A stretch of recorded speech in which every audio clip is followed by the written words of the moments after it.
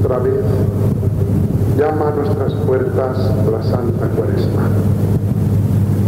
Dejemos las consideraciones históricas y aun las de carácter litúrgico, nunca inútiles, pero menos necesarias en este momento. Y atengámonos a ese significado interno de la Cuaresma, bien conocido por todos. Lo ponen de relieve las lecturas bíblicas que nos han sido ofrecidas.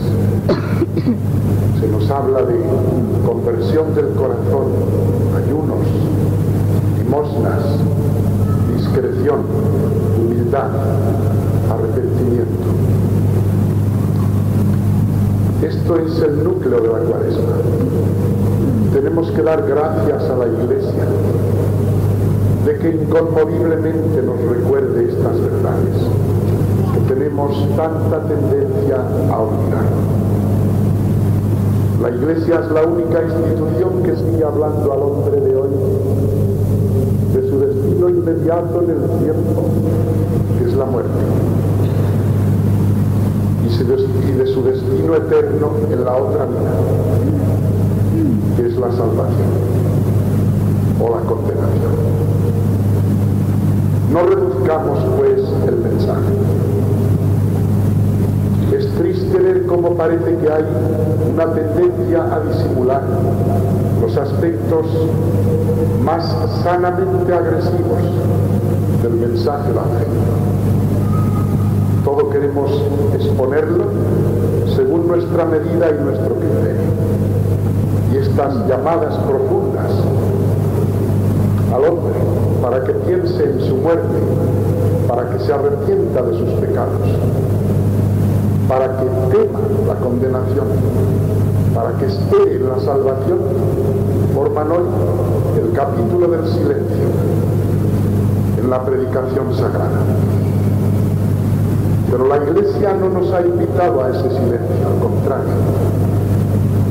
En múltiples documentos y exhortaciones del Papa se nos está pidiendo que expongamos al hombre de hoy las verdades de siempre.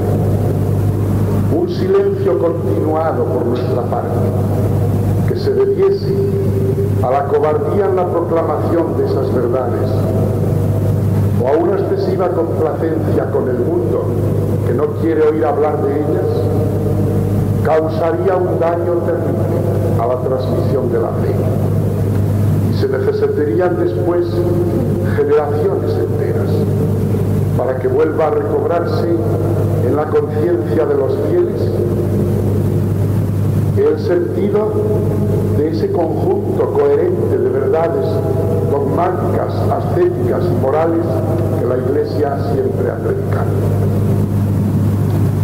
Esta época de la Cuaresma es muy apta para acoger la gracia de Dios. Y esta gracia de Dios, cuando es acogida por el corazón humano, produce maravillas de luz, de fuerza, de generosidad, de impulso apostólico, de disposición al sacrificio, de paz, de esperanza. Esta es la fuerza interior de la Iglesia, la mejor. Es invisible, pero es la mejor. Esa fuerza capaz de producir esto, cuando nos facilita la posibilidad de que llegue hasta nosotros la gracia de Dios. Gracia que puede ser un auxilio pasajero y ayuda para fortalecer, si es que la tenemos, o para conseguir, si la hemos perdido, la gracia santificada, el don supremo de Dios. Apenas se habla hoy de esto, de las gracias actuales, de los auxilios divinos que pueden llegar hasta nosotros por múltiples caminos y veredas. Oraciones humildemente hechas, recogimiento de los sentidos, actos de penitencia ocultos, participación en los cultos públicos de la Iglesia, lectura del Evangelio o de algún libro que nos mueve a la santidad, meditación sobre los buenos ejemplos que recibimos de personas santas, súplicas humildes para que nos dé Dios contrición de nuestros pecados. Todo esto son auxilios de Dios. Todo esto abre el alma a la aventura divina de un trato cada vez más íntimo con Él y nos va predisponiendo al gozo de la caridad teologal y fomenta en nosotros la esperanza de la resurrección.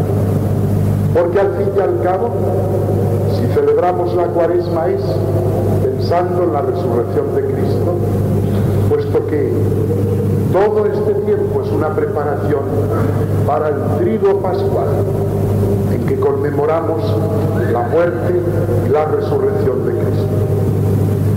De ahí que tuviera tanta fuerza en la tradición cristiana la celebración de la Cuaresma. Y si ya hoy no podemos contar con sociales generalizadas que antes existían durante el tiempo de Cuaresma, expresiones del sentido religioso de un pueblo cristiano, hemos de cultivar con mayor esmero a las personas que están dispuestas a seguir por este camino. Tesoro bendito de la Iglesia de Dios, familias santas, padres y madres, hijos buenos,